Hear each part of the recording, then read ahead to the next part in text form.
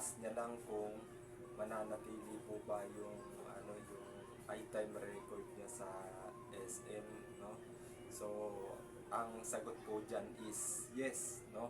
Mananatili po yung iTime record na yan kapag hindi natin na ipa-pull out ito sa SEO ng store na kung saan tayo naka-assign, or sa ibang mga major consignor, no, kung saan tayo nag-intro.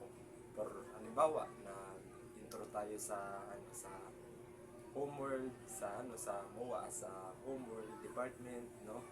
So kailangan na ipakat natin yun doon sa SEO ng ating major department natin, like SM Home, Kultura, Ace Hardware, Stationery, tsaka ano pa ba, Toy Kingdom, o iba pa mga major consignors department company, guys, no? So syempre sa atin naman na mga guys, na nasa SM lang, like ang SM department store lang, guys, no? So ipapakat natin yun sa guys, sa SEO ng guys, mismo sa SEO ng store na kung saan tayo naka-assign, guys, no?